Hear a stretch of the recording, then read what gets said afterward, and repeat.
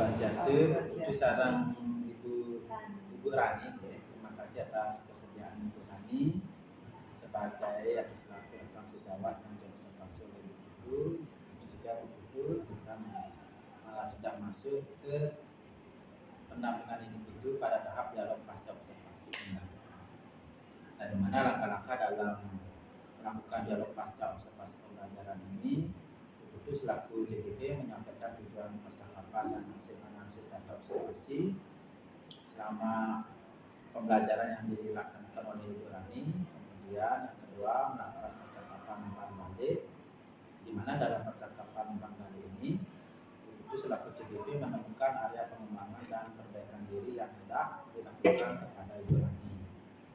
Kemudian apa yang menjadi percakapan hari ini mohon Ibu mencatat sebagai hasil umpan balik. Selanjutnya melakukan percakapan perencanaan area pengembangan, dan yang terakhir melakukan percakapan rencana aksi pengembangan diri, di mana hasil dari perencanaan aksi pengembangan diri dari Ibu Rani ini yang dicatat pada lembar rencana pengembangan diri, di mana formatnya sudah kita ambil di modul 2.3 di bagian nanti sama percakapan ini silakan ya betul melakukan percakapan supervisi berbasis uji. Bagaimana Bu? Kira-kira jelas ujian ya? Sudah jelas. Kita kesempatan dan Baik, terima kasih kepada atas waktu dan kesempatannya. Halo, bertemu kembali dengan saya Ibu Sudiase, JGP Angkatan 9 Kabupaten Badung. Hari ini saya bersama dengan teman yang akan saya lakukan percakapan pasca observasi, yaitu Ibu Rani, dan ditemani oleh putri saya, Bapak Anies Setiadi. Jadi, bagaimana kabarnya Ibu Rani? Kabar saya baik. Kak Kadek, gimana kabarnya? Iya, sehat selalu ya. Baik, dalam percakapan pasca observasi ini ada beberapa pertanyaan yang akan saya tanyakan kepada Ibu Rani terkait dengan kegiatan pembelajaran yang sudah dilaksanakan. Jadi, adapun tujuan percakapan pasca observasi ini adalah untuk mengevaluasi proses pembelajaran yang sudah dilaksanakan. Nah, yang pertama, bagaimana perasaannya Ibu Rani setelah diobservasi praktek mengajarnya? Baik, terima kasih Ibu. Perasaannya saya sangat baik, semangat. Iya, semangat ya, luar biasa. Baik, mungkin Ibu Rani bisa menceritakan terkait dengan area pengembangan yang sudah dilakukan dalam kegiatan pembelajaran kelas. Oke, baik, untuk area pengembangan yang saya gunakan itu ada 3 Ibu. Ada yang pertama itu ada aspek pengetahuan, di mana saya harap siswa itu mampu untuk menunjukkan karakteristik keberagaman yang ada di Indonesia serta mampu memberikan respon terhadap permasalahan yang muncul. Itu aspek yang pertama. Kemudian ada keterampilan. Saya akan melihat bagaimana siswa itu mempresentasikan di depan kelas, itu menyampaikan ke siswa dan kepada guru. Nah, untuk yang terakhir saya mengambil aspek sikap tentang bagaimana siswa itu bertoleransi, menghargai, seperti itu, menghormati teman kelompoknya. Jadi ada 3 area pengembangan jadi bukan ya, dari aspek pengetahuan, keterampilan, dan sikap. Nah, mungkin Ibu bisa ceritakan tahap pengembangan dari kegiatan pembelajaran yang sudah dilaksanakan di kelas. Seperti apa tahapnya?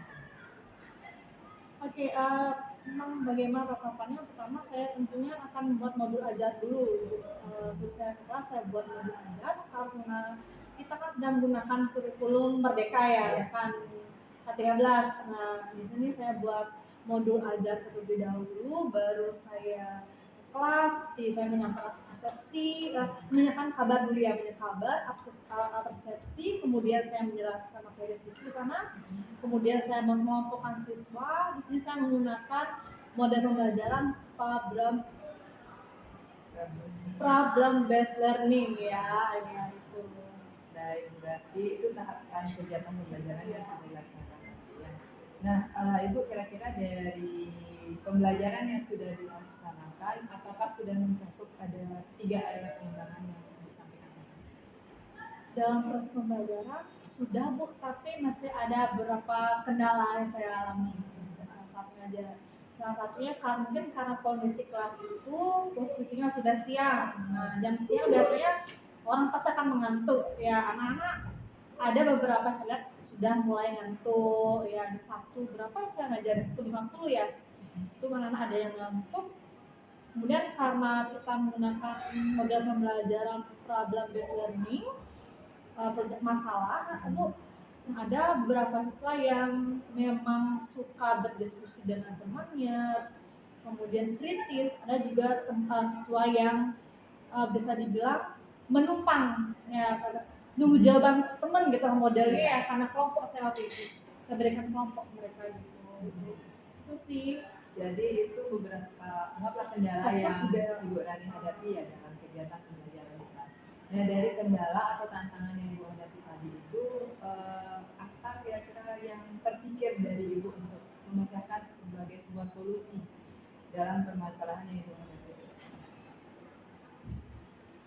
Solusinya yang ketika mereka mengantuk, ya saya tanyakan dulu, terus kamu ngantuk ya? Gitu. Setelah saya tanya, Bu, saya terus dia bilang ngantuk, ya udah saya persilakan mereka cuci muka dulu. Nah, setelah cuci muka saya ajak mereka ice speaking, misalnya nyanyi. Nah, simpel-simpel aja sih. Oke, mungkin ada lagi nggak yang lain selain itu yang mungkin Ibu bisa lakukan biar anak itu lebih fokus mungkin dalam kegiatan pembelajaran? Ya, selain ice speaking, kemudian cuci muka, mungkin kita ajak bercanda lah dulu ya Bu ya, biar kondisi kelas lebih enak ya, bercanda dulu ya. Itu solusinya ya yang saya tangkap dari yang disampaikan. Kemudian kapan terkait perubahan yang akan dilakukan terkait dengan kegiatan pembelajaran di mana Ibu sudah sampaikan berarti salah satu solusinya ya. Perubahannya itu kapan mau dilaksanakan? Untuk perubahannya mungkin saya laksanakan pertemuan lagi 2 minggu atau minggu depan Bu. Karena setelah saya lihat ketika saya menggunakan problem based learning, ternyata tidak semua siswa itu fokus Bu. Tidak semua siswa bisa berpikir kritis terhadap masalah yang saya berikan. Mungkin saya akan menggunakan gaya belajar atau model gini, berdiferensiasi ya sesuai dengan minat bakat siswa ya gitu, biar sama-sama enak, biar tidak ada yang mengantuk. Itu sih rencana ke depannya gitu. Ya, berarti bagus sekali ya Bu ya, dengan salah satunya dengan menggunakan model pembelajaran. Oh ya, model pembelajaran. Berarti itu sebagai salah satu tindak lanjut yang akan Ibu lakukan dalam perbaikan proses pembelajaran. Seperti itu? Ya, seperti itu rencana ke depannya.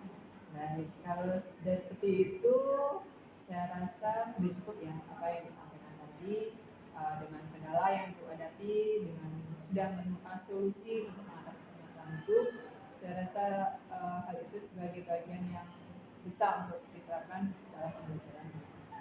Jadi terima kasih ya Ibu Rani sudah bersedia untuk saya ajak diskusi dalam percakapan pasca observasi. Terima kasih. Terima kasih Pak. Mau saya ngomong ini demikian. Demikian percakapan pasca observasi yang sudah kami laksanakan. Saya ucapkan terima kasih. Om Santi Om. Baik, terima kasih Bu Tuju selaku CGT dalam hal ini khususnya sebagai coach, kemudian Bu Rani sebagai coach yang didampingi oleh coach yang hebat ya. Di mana dalam sesi diskusi coaching hari ini Bu Tuju telah melakukan percakapan berbasis coaching menggunakan alur kita, mana diawali dengan tujuan coaching hari ini untuk menyampaikan area pengembangan dan kekuatan yang dimiliki selama melakukan proses pembelajaran di kelas.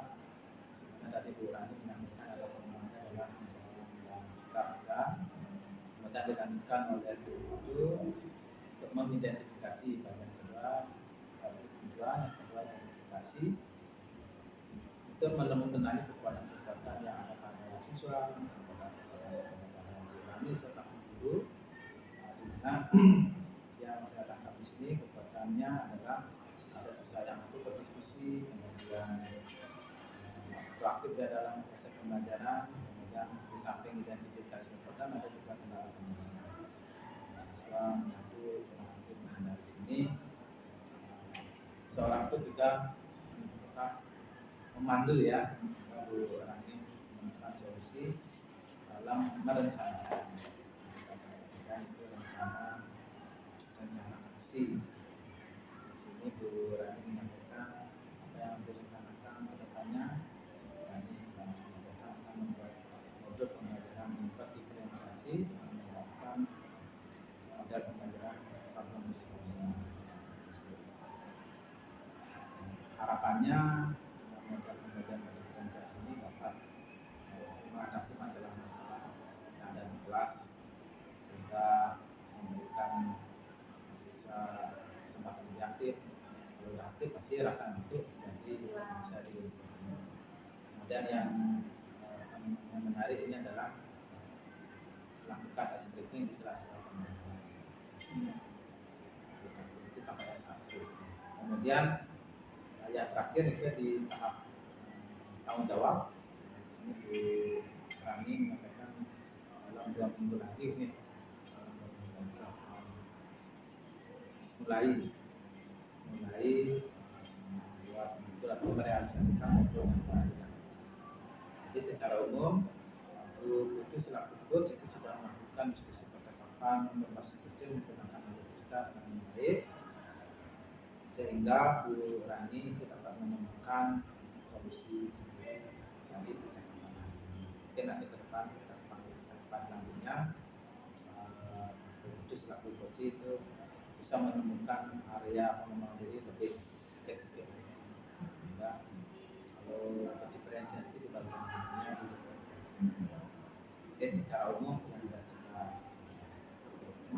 Terima kasih kepada Pak Sandi.